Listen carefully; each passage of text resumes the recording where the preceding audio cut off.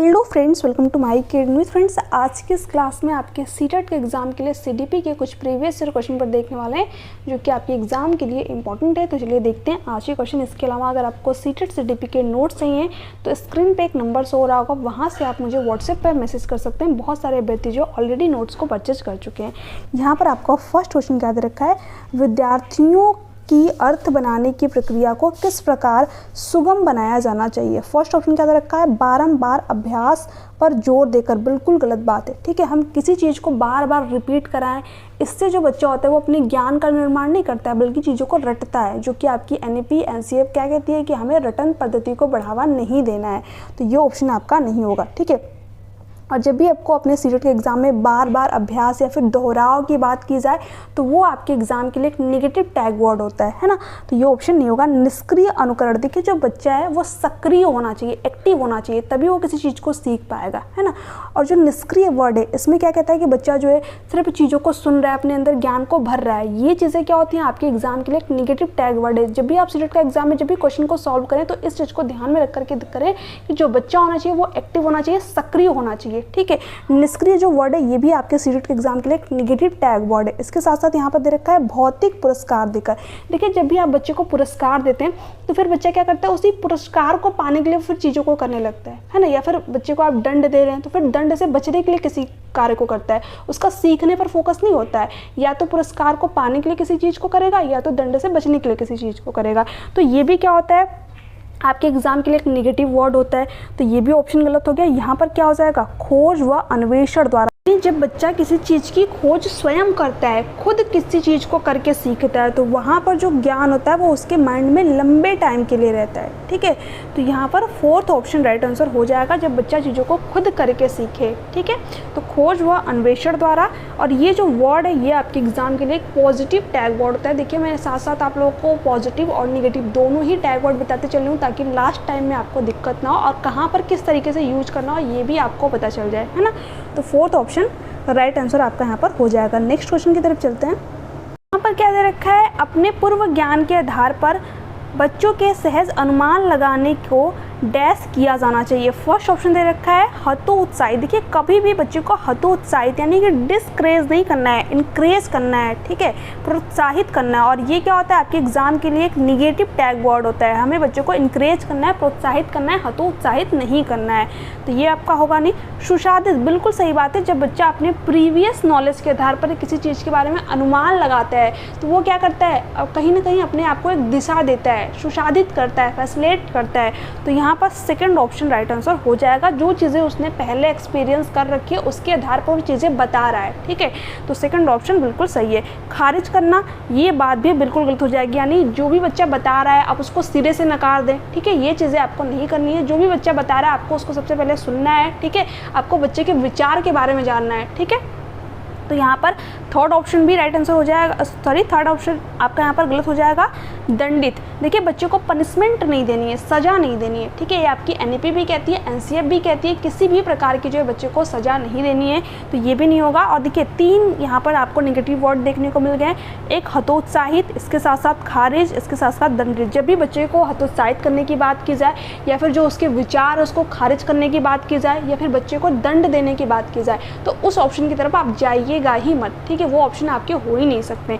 यहाँ पर एक ही ऑप्शन बचता है, सेकंड ऑप्शन। तो सेकंड ऑप्शन आपका यहाँ पर राइट आंसर हो जाएगा। नेक्स्ट क्वेश्चन की तरफ चलते हैं हम लोग। यहाँ पर अब यहाँ पर क्वेश्चन क्या दे रखा है, एडिशन और रीजन वाला क्वेश्चन है। सभी संस्कृतियों में बच्चे एक ही उम्र में एक ही तरीके से विकास के चरणों से गुजरते हैं। देखिए ये बात बिल्कुल गलत हो जाएगी। ठीक है, एक ही उम्र में नहीं गुजरते हैं।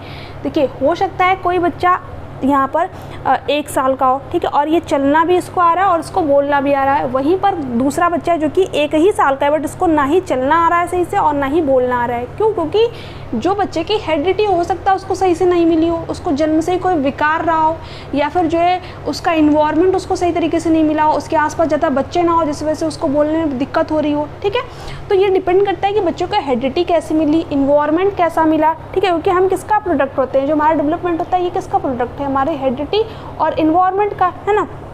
तो यहाँ पर यही चीज़ दे रखा है कि सभी संस्कृतियों में बच्चे एक ही उम्र में एक ही तरीके से विकास के चरणों से गुजरते हैं। ये बात बिल्कुल गलत है, एक ही उम्र में नहीं गुजरते हैं। कोई बच्चा 1 साल में चीज़ों को करना सीख जाता है, बोलना सीख जाता है, चलना सीख जाता है, और किसी बच्चे को बोलना चलना सीखने में 1 से 1.5 साल 2 साल तक का समय लग सकता है। तो उम्र तो एक हो ही नहीं सकती, तो ये ऑप्शन आपका यहाँ पर नहीं होगा। इसके साथ साथ तर्क क्या दे रखा है, बचपन सार्वभौमिक है और एक आयामी होता है। बिल्कुल गलत बात, बचपन सार्वभौमिक नहीं होता है, सभी का बचपन एक समान नहीं होता है, ठीक है।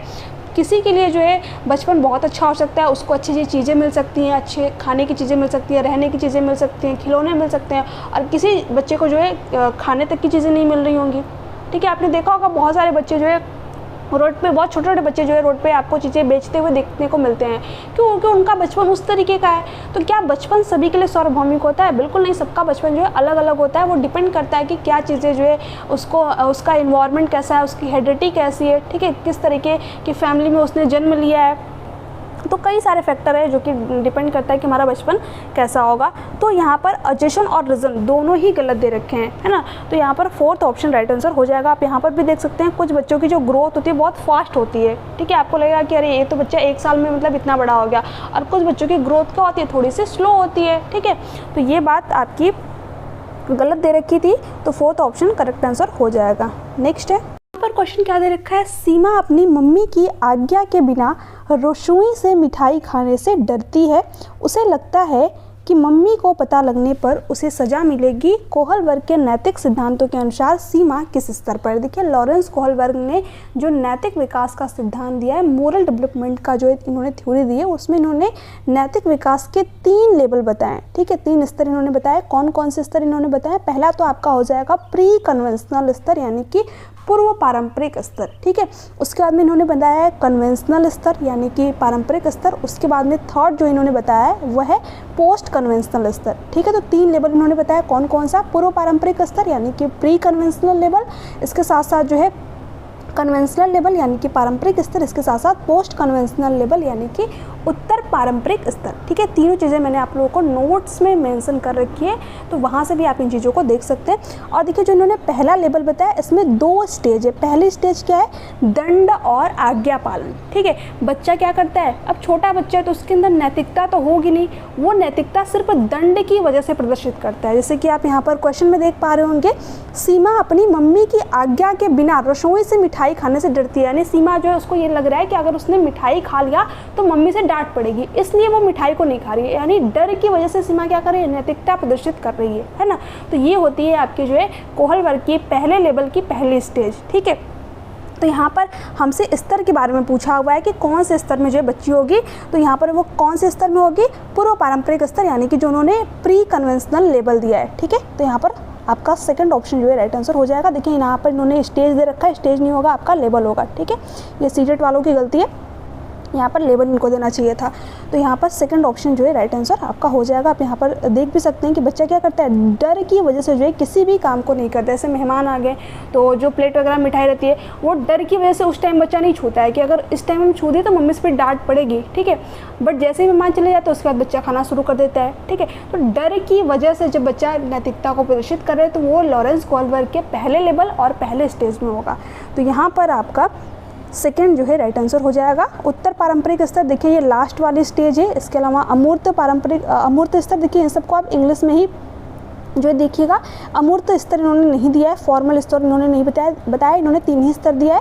पहला आपका ये है, ठीक है, प्री कन्वेंशनल लेवल, और दूसरा आपका है पारंपरिक स्तर यानी कि कन्वेंशनल लेवल, और तीसरा क्या, उत्तर पारंपरिक स्तर यानी कि पोस्ट कन्वेंशनल लेवल, ठीक है। तो ये तीनों चीज़ें आपको ध्यान में रखनी है। नेक्स्ट क्वेश्चन की तरफ चलते हैं हम लोग। यहाँ पर अब यहाँ पर क्या दे रखा है क्वेश्चन, ले वाइगोस्की के अनुसार बच्चों को सीखने में सक्षम बनाने के लिए इनमें से कौन से कारक की महत्वपूर्ण भूमिका है? देखिए, जो ले वाइगोस्की है, ये इन्होंने किसका सिद्धांत दिया? सामाजिक सांस्कृतिक थ्योरी दी है, ठीक है। यानी सोशो कल्चर जो इन्होंने थ्योरी दी है, सामाजिक सांस्कृतिक का सिद्धांत दिया। और किसकी बात करते हैं कि बच्चा समाज से इंटरेक्ट करके, अंतः क्रिया करके चीज़ों को सीखता है ना। तो ये किसको जो है बढ़ावा देने की बात करेंगे? बच्चा जो है ज़्यादा से ज़्यादा इंटरेक्ट करे, संवाद करे, ठीक है। तो यहाँ पर फर्स्ट ऑप्शन राइट आंसर हो जाएगा। व्याख्यान की ये बात नहीं करते क्योंकि इनका संबंध किससे? रचनावाद से। कंस्ट्रक्टिविज्म से। और रचनावाद क्या कहता है कि बच्चा खुद कोई एक्टिविटी करके सीखे, संलग्न हो कार्यों में, ठीक है, न कि सिर्फ व्याख्या को सुने या फिर व्याख्या दे, इस तरीके की चीज़ें बच्चे के साथ में नहीं करनी है। और ये क्या है आपका एक निगेटिव टैग वर्ड है, तो ये ऑप्शन आपका हो गया गलत। इसके अलावा मैंने बताया ही कि सजा या फिर बच्चे को पुरस्कार देना क्या होता है, आपका निगेटिव टैग वर्ड होता है। ऐसे ऑप्शन जब भी आपको दिख जाए ऑप्शन में तो आपको उस ऑप्शन की तरफ नहीं जाना है, तो ये भी आपका नहीं होगा। पुरस्कार तो आपका होगा नहीं, दोनों ही क्या है आपके एक निगेटिव टैग वर्ड है, क्योंकि जब हम बच्चों को सजा या फिर पुरस्कार देते तो फिर क्या करता है बच्चा, या तो सजा से बचने के लिए किसी कार्य को करता है या तो फिर पुरस्कार को पाने के लिए किसी कार्य को करता है, ठीक है। तो इस तरीके की चीज़ें बच्चे के साथ में नहीं करनी है, तो फर्स्ट ऑप्शन आपका यहाँ पर राइट आंसर हो जाएगा। नेक्स्ट क्वेश्चन की तरफ चलते हैं।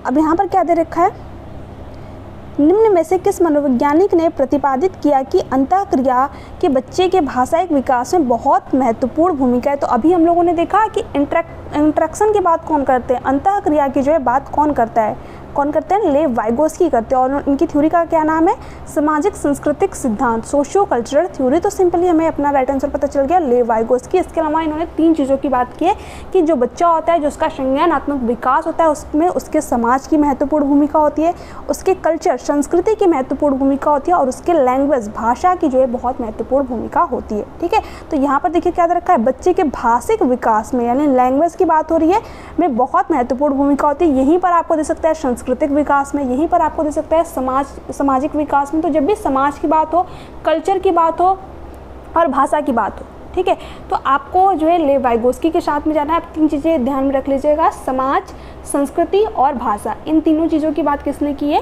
लेव वाइगोस्की ने, ठीक है। और इन्होंने क्या कहा है कि इन्हीं तीनों की वजह से जो बच्चे का संज्ञानात्मक विकास वो बेहतर होता है, उसमें जो बच्चे का कॉग्निटिव डेवलपमेंट होता है उसमें उसके समाज की महत्वपूर्ण भूमिका होती है, बच्चा समाज से इंटरेक्ट करता है। इसके अलावा उसके भाषा की महत्वपूर्ण भूमिका होती है। क्यों, क्योंकि इन्होंने क्या कहा है कि भाषा जो है हमारे विचार को निर्धारित करती है, ठीक है। हम किस तरीके का हमारे माइंड में विचार आएगा ये डिपेंड करता है कि हम किस तरीके की लैंग्वेज को बोल रहे हैं, है ना। इसके साथ साथ इन्होंने किसकी बात की है, संस्कृति की। जिस तरीके की संस्कृति में बच्चा हो रहा है, मतलब रह रहा है, उसी तरीके के वो रूल रेगुलेशन को फॉलो करेगा। तो ये तीनों ही बातें आपको ध्यान में रखनी है। तो लेव वाइगोस्की आपके यहाँ पर राइट आंसर हो जाएगा। इसके अलावा जीन पैजे ने जो है संज्ञानात्मक विकास की 4 अवस्थाएं बताई है। देखिए लेव वाइगोस्की ने अवस्थाओं की बात नहीं की है, ठीक है। अवस्थाओं की बात कौन करता है, जीन पैजे करते हैं। इन्होंने संज्ञानात्मक विकास की 4 अवस्थाएं बताई। इसके बारे में हम लोग जो डिटेल में चीज़ों को देखेंगे जब इनसे रिलेटेड क्वेश्चन करेंगे। तो इसके साथ साथ BF स्किनर, ये देखिए इनका जो थ्योरी है ये आपका इमिटेशन वगैरह अनुकरण से बच्चा सीखता है, ये सारी चीज़ें कहते हैं, जो कि आपके एग्जाम में आनी नहीं है, सिर्फ आपको ये ऑप्शन में ही देखने को मिलते हैं। तो मैंने नोट्स में इनको भी ऐड कर रखा है, हालांकि यहाँ से आपके एग्जाम में क्वेश्चन नहीं आते हैं, बट फिर भी जो है मैंने आपको यहाँ पर दे रखे हैं। नॉम चॉम्स्की, देखिए नॉम चॉम्स्की से आपके एग्जाम में क्वेश्चन आते हैं। एक आता है जीन पैजे से, लेव वाइगोस्की से और नॉम चॉम्स्की से। तो 3 मनोवैज्ञानिक जो आपके एग्जाम के लिए इंपॉर्टेंट है। इसके अलावा हार्वर्ड गार्डनर और लॉरेंस कोलबर्ग, ठीक है। तो इन 4-5 लोगों को आप अच्छे तरीके से रीड कर लीजिएगा, इन्हीं से आपके एग्जाम में क्वेश्चन बनने हैं। बाकी BF स्किनर या फिर थॉर्नडाइक वगैरह से आपके एग्जाम में उतने क्वेश्चन नहीं आते हैं। नॉम चॉम्स्की ने किसकी बात की है, लैंग्वेज एक्विजिशन डिवाइस। ये क्या कहते हैं कि बच्चे के माइंड में क्या होता है, लैंग्वेज को एक्वायर करने की जन्मजात क्षमता होती है। बच्चा क्या करता है, अपने इन्वायरमेंट से जो भाषा होती है उसको एक्वायर कर लेता है, अर्जित कर लेता है, ठीक है। ये सीखने की बात नहीं करते हैं, एक्वायर, बच्चा जो है नेचुरली एक्वायर करता है, अर्जित करता है। तो ये चीज़ ध्यान रखिएगा कि बच्चे के माइंड के अंदर क्या होता है, LAD लैंग्वेज एक्विजिशन डिवाइस होता है। तो ये सारी चीज़ों के बारे में हम लोग जब नॉम चॉम्स्की से रिलेटेड चीज़ें करेंगे तो उसमें हम लोग देखेंगे, क्योंकि यहाँ पर वीडियो बहुत ज़्यादा लंबी हो जाएगी। तो चलिए यहाँ पर आपका राइट आंसर क्या था, लेव वाइगोस्की। नेक्स्ट क्वेश्चन की तरफ चलते हैं। और क्वेश्चन दे रखा है, पठन वैकल्य मुख्यतः किसमें चुनौती से संबंधित है। आपके एग्जाम में लर्निंग डिसेबिलिटीज़ यानी कि अधिगम अक्षमता से क्वेश्चन आते हैं। लगभग आप मान के चलिए कि 3 से 4 क्वेश्चन आपको यहीं से देखने को मिल जाते हैं। कभी कभी आपके एग्जाम में 1 से 2 क्वेश्चन भी आते हैं, बट मैक्सिमम 3 से 4 क्वेश्चन यहाँ पर आपको देखने को मिल जाते हैं। तो देखिए एक एक नंबर आपके एग्जाम के लिए इंपॉर्टेंट है, क्योंकि बहुत सारे अभ्यर्थी ऐसे जिनका कि 1 या 2 नंबर से एग्जाम क्वालिफाई नहीं हो पाता है इन्हीं छोटी छोटी मिस्टेक की वजह से, ठीक है। तो आपको सारी चीज़ें ध्यान में रख करके चलनी है। यहाँ पर देखिए क्वेश्चन क्या है, पठन वैफल्य। देखिए जो डिस्लेक्सिया होता है ये क्या होता है, एक पठन संबंधी विकार होता है, रीडिंग डिसऑर्डर होता है। जो बच्चा होता है उसके माइंड में जो चीज़ें होती हैं कुछ इस तरीके से फिट होती हैं कि जो लेटर होते हैं, जैसे कि ABCDEF, ठीक है। ये चीज़ें बच्चों को रिवर्स दिखाई देती है, एक तरीके से मिरर इमेज दिखाई देता है। ठीक है, ऐसा नहीं कि इस बच्चे में सीखने की क्षमता नहीं होती, सीखने की क्षमता होती है, बट जो तंत्र होती है वो कुछ इस तरीके से इनके माइंड में स्ट्रक्चर्ड होती है, डिज़ाइन होती है कि इनको जो लेटर होते हैं वो रिवर्स दिखाई देते हैं, है ना। तो इसलिए जो बच्चा होता है उसको पढ़ने में दिक्कत आती है, क्योंकि लेटर ही रिवर्स दिखाई दे रहे हैं, तो फिर बच्चा चीज़ों को कैसे पढ़ेगा, है ना। तो ये क्या होता है, रीडिंग डिसऑर्डर होता है। आप यहाँ पर देख सकते हैं कुछ इस तरीके से जो है बच्चे को वर्ड दिखाई देते हैं, जैसे के है तो वो इस तरीके से दिखाई देगा, एफ है तो वो इस तरीके से दिखाई देगा। तो इस तरीके से जो है बच्चों को ये चीज़ें दिखाई देती हैं। तो यहाँ पर सेकंड ऑप्शन आपका राइट आंसर हो जाएगा। सुनने संबंधी आपका विकार नहीं होता। जब भी डिसलेक्सिया की बात हो तो वो आपका रीडिंग डिसऑर्डर होता है, पठन संबंधी एक प्रकार होता है। ठीक है, ये सारी चीज़ें मैंने आप लोग को नोट्स में मेंशन कर रखी है, तो वहाँ से भी देख सकते हैं। इसके अलावा मैंने टेलीग्राम पर भी सेंड कर दिया है, तो वहाँ से भी जो है आप इन चीज़ों को देख सकते हैं। यहाँ पर क्वेश्चन क्या है, अधिगम के सामाजिक सांस्कृतिक सिद्धांत। देखिए, जब भी सामाजिक सांस्कृतिक सिद्धांत की बात हो, यानी बच्चा किसे सीखेगा, समाज के थ्रू चीज़ों को सीखेगा। ठीक है, और अधिगम क्या है, एक सामाजिक प्रक्रिया है, समाज से ही हम चीज़ों को सीखते हैं, है ना। जानकारी के स्मरण पर जोर देती है। क्या आप जो समाज में चीज़ें चल रही हैं क्या आप उनको रटते हैं, बिल्कुल नहीं। हम तो अपने आसपास देखें चीज़ों की क्या हो रहा है, ठीक है, क्या चीज़ें चल रही हैं और उसको सीख गए, तो ये बात तो बिल्कुल नहीं होगी। प्रमुख रूप से शिक्षक की, निर्देशक की भूमिका पर जोर देते हैं, यानी शिक्षक होता है जो कि हमें गाइड करता है, बिल्कुल नहीं। हम तो सिंपली जो चीज़ें हमारे आसपास हो रही होती है, जिस तरीके के हम इन्वायरमेंट में रहते हैं, वही चीज़ें हम क्या करते हैं, सीख जाते हैं, तो ये भी नहीं होगा। सीखने में सामाजिक संदर्भ की भूमिका को अहम मानते हैं, बिल्कुल सही बात है। ठीक है, बच्चा जिस तरीके के समाज में रह रहा है, जिस तरीके की संस्कृति में रह रहा है, वो फिर उन्हीं चीज़ों को फॉलो करेगा। ठीक है, तो यहाँ पर थर्ड ऑप्शन जो है राइट आंसर हो जाएगा। किस तरीके के समाज में रह रहे हैं, किस तरीके के लोगों के साथ में आप इंटरेक्ट करते हैं, ठीक है, ये चीज़ें आपके विकास को बहुत ज़्यादा प्रभावित करती हैं। ठीक है, आपने कहावत भी सुनी होगी, जैसी होगी संगत, ठीक है, वैसी होगी रंगत। तो इस तरीके की जो चीज़ें होती हैं, मतलब जिस तरीके की संगत में आप रहते हैं, फिर उसी तरीके का जो आपका स्वभाव है, जो आपका नेचर है, वो होता चला जाता है। ठीक है, क्यों कहा जाता है, क्योंकि समाज से तो हम चीज़ों को सीख रहे हैं, जहाँ पर जिन लोगों से हम बातचीत करेंगे फिर उन्हीं से हम चीज़ों को सीखेंगे, है ना। तो यहाँ पर थर्ड ऑप्शन बिल्कुल सही है। पुनर्बलना व सजा के इस्तेमाल को प्रतिपादित करती है, नहीं, ये बात बिल्कुल गलत हो जाएगी। जब बच्चा अपने समाज में रह रहा है तो समाज से ही चीज़ों को सीखेगा। यहाँ पर तो सजा या फिर पुनर्बलना, रीइंफोर्समेंट की तो बात हो नहीं रही है, तो थर्ड ऑप्शन आपका यहाँ पर राइट आंसर हो जाएगा। नेक्स्ट क्या है, प्याजे और वाइगोस्की के अनुसार सीखना किस प्रकार होता है। ठीक है, अनुसरण द्वारा। देखिए, जो जीन प्याजे और जो लेव वाइगोस्की है, ये कभी भी इमिटेशन की बात नहीं करेंगे, है ना। क्यों, क्योंकि इनका संबंध किससे, रचनावाद से, कंस्ट्रक्टिविज्म से। और जो रचनावाद है वो क्या कहता है कि बच्चा जो है चीज़ों को करके सीखता है, एक्टिविटी करता है ना। तो ये इमिटेशन की बात नहीं करेंगे। निष्क्रिय श्रवण द्वारा, यानी सिर्फ बच्चा चीज़ों को सुन रहा है, नहीं। मैंने अभी बताया कि रचनावाद किस पे बेस्ड है, बच्चा जो है लर्निंग बाय डूइंग करे, चीज़ों को खुद करके सीखे, एक्टिविटी करे, तो ये भी ये नहीं कहेंगे। अनुकूलन व पुनर्बलन द्वारा, यानी कि फिर से रीइंफोर्समेंट की बात होगी। रीइंफोर्समेंट का मतलब क्या होता है, जैसे कि बच्चे ने किसी कार्य को किया, फिर आपने उसको कह दिया बहुत अच्छा, ठीक है, आपने तो बहुत अच्छा काम कर दिया, आपको पुरस्कार दिया जाएगा। तो फिर आपने क्या किया, उसको रीइंफोर्समेंट दे दिया, पुनर्बलन दे दिया, एक तरीके से पुरस्कार दे दिया। तो फिर बच्चा जो है फिर से उन्हीं चीज़ को दोहराएगा, लेकिन किसके लिए, पुरस्कार पाने के लिए। उसको लगेगा कि फिर से मैं अच्छा करूँगा तो फिर से पुरस्कार मुझे प्राप्त होगा, फिर बच्चा पुरस्कार के लिए चीज़ों को करने लगता है। तो ये भी बात जो है कौन करता है, स्किनर करते हैं, जीन प्याजे और लेव वाइगोस्की नहीं करते हैं। अधिगमकर्ताओं की सक्रिय भागीदारी द्वारा, बिल्कुल सही बात है। जब बच्चा एक्टिव होगा, जब किसी कार्य को वो खुद करके सीखे, ठीक है, तो जो ज्ञान होता है वो क्या होता है, लंबे टाइम के लिए बना रहता है, साथ साथ जो बच्चे की समझ होती है वो विकसित होती है। तो यहाँ पर फोर्थ ऑप्शन जो है राइट आंसर हो जाएगा। जब भी जीन प्याजे और लेव वाइगोस्की की बात हो तो इनमें एक ही समानता है कि दोनों का संबंध किससे, रचनावाद से, कंस्ट्रक्टिविज्म से। ये भी आपके लेटेस्ट एग्जाम में क्वेश्चन आया हुआ था, है ना। तो फोर्थ ऑप्शन राइट आंसर हो जाएगा। नेक्स्ट क्वेश्चन की तरफ चलते हैं। एक शिक्षक के रूप में आप अपने विद्यार्थियों में समस्या समाधान क्षमताओं को कैसे सुगम बनाएंगे। भय उत्पन्न करके, यानी बच्चे को करनी है समस्या समाधान, हम उसके अंदर और भय उत्पन्न कर दें, डर उत्पन्न कर दें, तब तो बच्चा सोच ही नहीं पाएगा। तो ये बात बिल्कुल गलत है, ठीक है। तनाव उत्पन्न करके, यानी कि बच्चे को फ्रस्ट्रेट कर दे, उसके अंदर तनाव उत्पन्न कर दे कि बच्चा तुम अगर समस्या समाधान नहीं किए तो तुम्हें डांट पड़ेगी, ठीक है। तो इससे तो बच्चा और नहीं सीख पाएगा, प्रेशर में आ जाएगा, तो ये भी आपका नहीं होगा। सामग्री को निष्क्रिय और बार बार याद करने को प्रोत्साहित करके, देखिए जब बच्चा बार बार किसी चीज़ को रट रहा है, याद कर रहा है, तो वो अपना दिमाग थोड़ी यूज कर रहा है, वो तो चीज़ें बस लिख दी गई हैं उसको रट रहा है ना। तो यहाँ पर बच्चा जो है क्या समस्या समाधान कर रहा है? बिल्कुल नहीं, वो तो जो चीज़ें बताई गई हैं बच्चों को सिर्फ उन्हीं को रट रहा है ना, अपना दिमाग यूज ही नहीं कर रहा है, तो ये भी आपका नहीं होगा।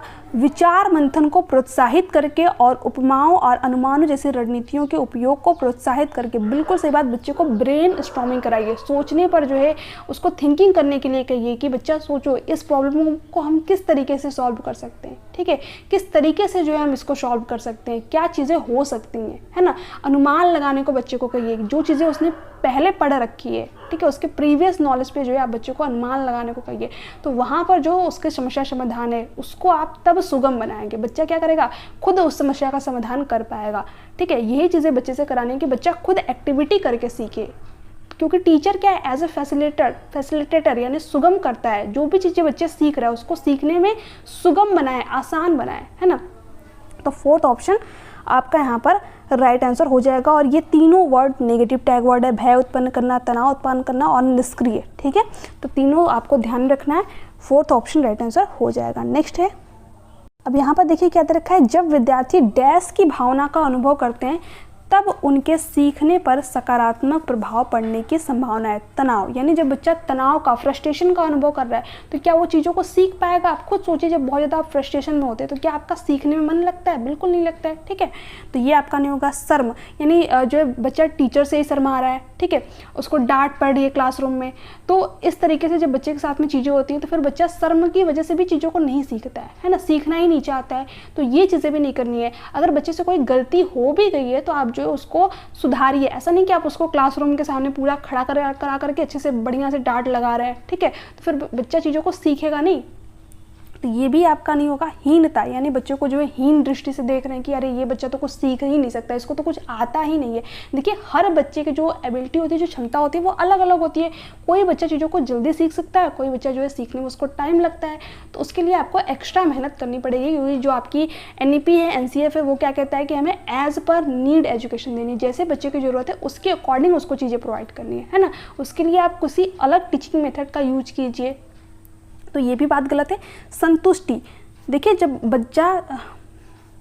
बच्चे को ऐसा लगता है कि वो जो भी चीज़ें वो जो टीचर पढ़ा रहे हैं, ठीक है, उससे बच्चे को हेल्प मिली, यानी बच्चा चीज़ों को सीख पाया है, ठीक है, उसको लगे कि जो वो चीज़ें बता रहा है उसको जो है क्लासरूम में महत्व दिया जा रहा है, ठीक है, उसको जो है एक तरीके से डांट नहीं लगाई जा रही है, उसकी चीज़ों को सुना जा रहा है, तो बच्चा क्या करता है फिर संतुष्टि, मतलब उसको लगता है कि हाँ यार, मतलब टीचर अच्छे हैं, टीचर मुझे सिखा रहे हैं, मैं कुछ एक्टिविटी कर रहा हूँ, मैं किसी चीज़ को सीख रहा हूँ, ठीक है, तो बच्चे का इंटरेस्ट भी बनता है, साथ ही साथ उसको एक सेटिस्फेक्शन मिलता है कि हाँ मतलब मुझे भी महत्व दिया जा रहा है, मैं भी इंपॉर्टेंट हूँ, है ना। तो इस तरीके से आपको सभी बच्चों को एक साथ लेकर के चलना है और सबके लिए अलग अलग जो है मेथड का भी यूज़ करना है। ऐसा नहीं कि एक ही मेथड से क्लासरूम में पढ़ा दिया, नहीं, वहाँ पर कोई बच्चा सीख पाएगा, कोई बच्चा नहीं सीख पाएगा। तो इसलिए क्लासरूम में हमेशा कम से कम जो है अलग अलग मेथड का यूज कीजिए, ठीक है। जो टीचिंग लर्निंग ऐड होती है उसको लेकर के अपने साथ जाइए ताकि हर एक बच्चा सीख सके।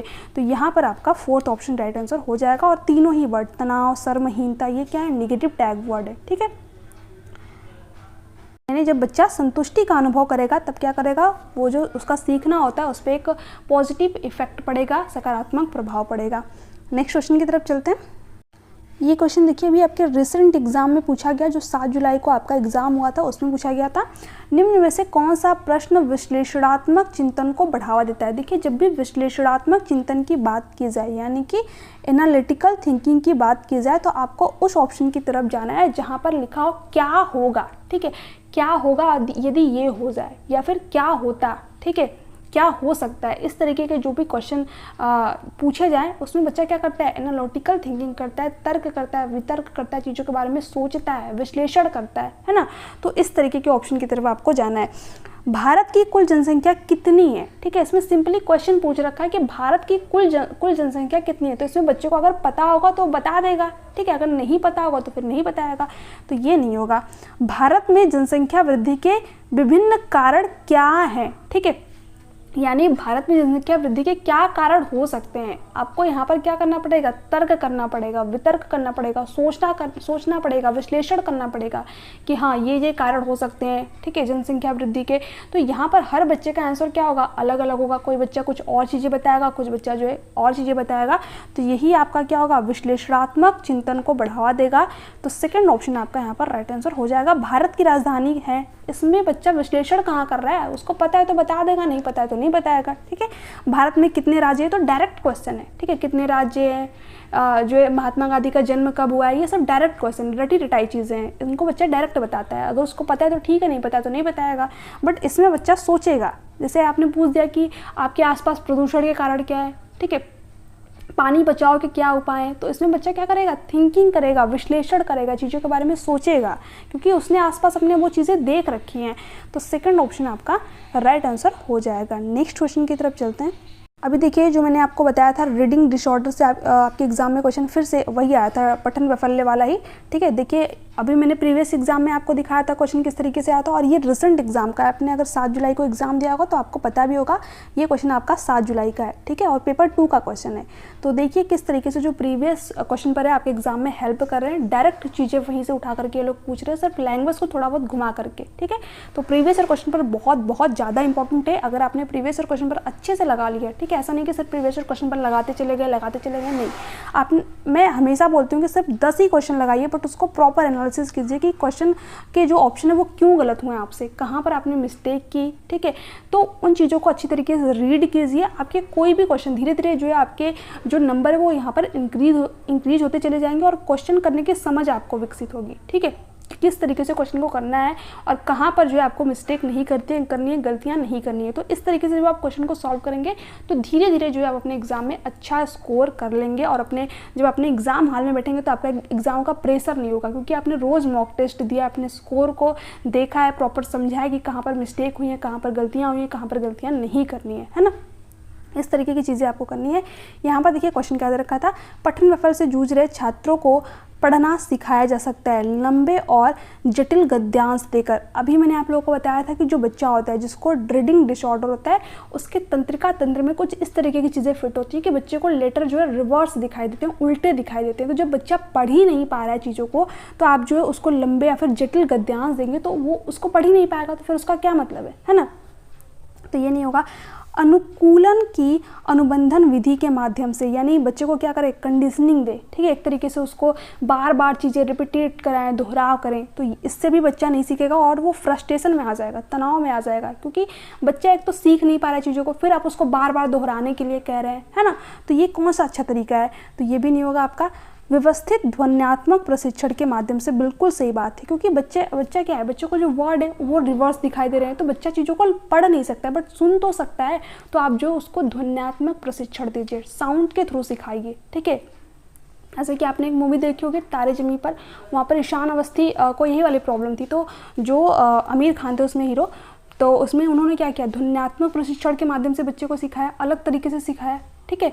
और टीचर क्या कर रहे थे, बाकी के टीचर उसको सिर्फ पढ़ने पर फोकस कर रहे, तो वहाँ पर बच्चा नहीं सीख पाएगा चीज़ों को, क्योंकि वो पढ़ ही नहीं पा रहा है ना, चीज़ें उसको रिवर्स दिखाई दे रही है। तो इसलिए बच्चे को पढ़ने में दिक्कत है, तो आप क्या कीजिए, उसको साउंड के थ्रू सिखाइए, ध्वन्यात्मक प्रशिक्षण दीजिए। तो यहाँ पर थर्ड ऑप्शन जो है राइट आंसर हो जाएगा। इसलिए जो बच्चे देख नहीं पाते हैं उनके लिए क्या जाता है, ब्रेल लिपि का यूज़ किया जाता है, या फिर जो उन बच्चों को ऑडियो वाली चीज़ें उपलब्ध कराई जाती हैं, क्योंकि वो बच्चा देख नहीं पा रहा है, ठीक है। और जो बच्चे सुन नहीं पाते हैं उनके लिए क्या किया जाता है, उनके लिए जो है चित्रात्मक चीज़ें प्रस्तुत की जाती हैं उनके सामने, ठीक है।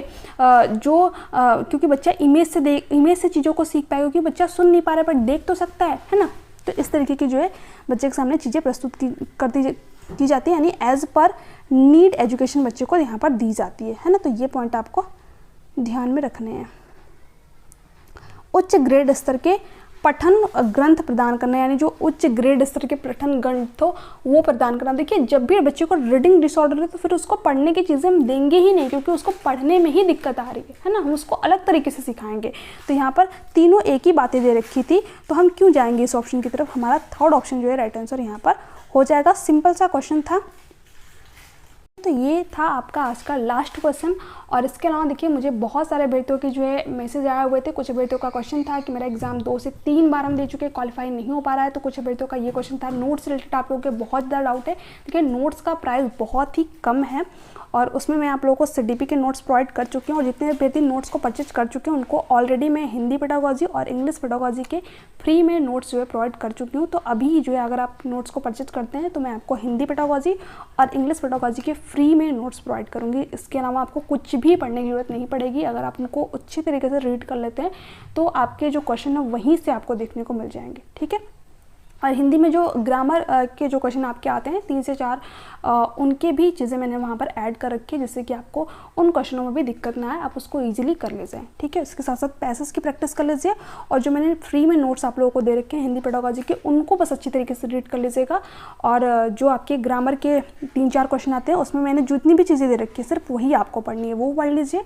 आपका हिंदी पेडागोजी में बहुत ही अच्छा स्कोर आएगा। इसके साथ साथ जो आपके पैसेज वाले पैसेज को आपको सॉल्व करना ही पड़ेगा। ऐसा नहीं कि पैसेज नहीं सॉल्व किए सिर्फ उन्हीं चीज़ों को पढ़ लिया, नहीं, पैसेज आपको सॉल्व करना ही पड़ेगा क्योंकि वो प्रैक्टिस से ही आएगा। उसमें आपकी कोई भी किसी भी तरीके की हेल्प नहीं कर सकता है, पैसेज आपको खुद सॉल्व करने पड़ेंगे। हाँ, जो 3 से 4 नंबर की ग्रामर आती है उसमें हेल्प कर सकते हैं कि उसमें चीज़ें आपको बता सकते हैं कि कहाँ से किस तरीके की क्वेश्चन जो है आपके एग्जाम में बनते हैं। तो वो 3 से 4 नंबर आपको वहीं से देखने को मिल जाएंगे। बाकी पेडागोजी के लिए भी मैंने आप लोग को बता दिया और पैसेज की आप खुद से प्रैक्टिस कीजिए, ठीक है, क्योंकि प्रैक्टिस ही एक उपाय है पैसेज को सॉल्व करने का। जितना ज़्यादा आप प्रैक्टिस करेंगे उतना ज़्यादा जो है आप पैसेज के करने के तरीकों को सीख पाएंगे। इसके साथ साथ जिनकी भी इंग्लिश पेडागोजी है उनको भी मैंने नोट्स प्रोवाइड कर रखे हैं, तो इंग्लिश पेडागोजी आप वहाँ से देख लीजिए। और जो आपका 15 नंबर पैसेज वाला है तो आप उसके लिए प्रैक्टिस फिर से वही पैसेज के लिए आपको प्रैक्टिस ही करनी पड़ेगी। और सीडीपी के मैंने नोट्स प्रोवाइड किए ही हैं आप लोगों को, जो कि पेड नोट्स हैं। जितने अभ्यर्थियों ने ले रखे उन्हीं को मैं हिंदी पेडागोजी और इंग्लिश पेडागोजी के फ्री में नोट्स दी हूँ, ठीक है। तो सीडीपी के नोट्स को आप अच्छी तरीके से रीड कीजिए। उसमें मुझे नहीं लगता है कि आपको उससे बाहर एक भी क्वेश्चन देखने को मिलेंगे क्योंकि उसमें मैंने सारी चीज़ें ऐड कर रखी हैं, ठीक है। इवन जो अदर सब्जेक्ट की पेडागोजी है उसमें भी आपको जो सीडीपी के नोट्स है वो हेल्प करेंगे, है ना। तो उसको रीड कर लीजिए। इसके अलावा मैथ्स पेडागोजी की भी मैं देखती हूँ तो आप लोगों को नोट्स हो सकता है तो प्रोवाइड कर दूँगी क्योंकि अभी वो प्रिपेयर नहीं हो पाए हैं। तो मैं देखूँगी तो जितने भी नोट्स ले चुके हैं उनको मैं प्रोवाइड